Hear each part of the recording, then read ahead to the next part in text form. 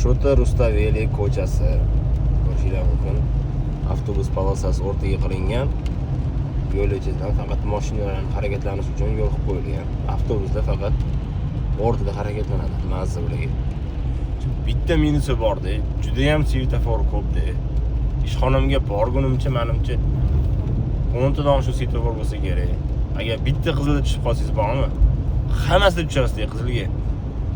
No bitta yaxshi tarafi hech qanaqa chapga razvorot qila olmaysiz. Faqat o'ngga qayriladigan bo'lsangiz, mahallani chekirib ketsangiz bo'ladi. Shunisi yaxshi bo'ldi, sababi chapga qayriladiganlar ham ancha yo'lda probka qilib qo'yapti. Yana bitta zo'r tarafi ham bunaqa skoriyalarga yaxshi bo'ldi. Случайный holatlarda skoriyalar yo'l o'rtasidan yurib, probka bo'lgan joylardan yurmaydi.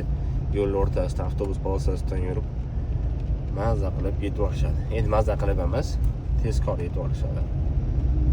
Lekin probka bor bu ko'chada har doimgidek. Menimcha svetoforlar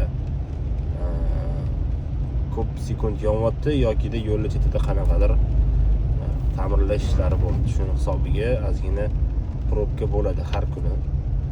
Avtobusda yuradiganlarga ancha yaxshi bo'ldi. Hech qanaqa probkaga tushmaydi.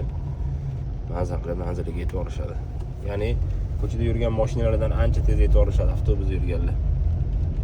Avtobusda juda tez harakatlanyapti.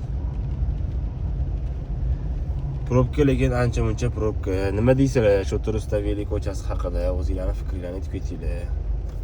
Keyingi video bu yoq tarafdan bo'ladi. Bu yoq tarafdagi ko'chalarni ham ko'rsataman.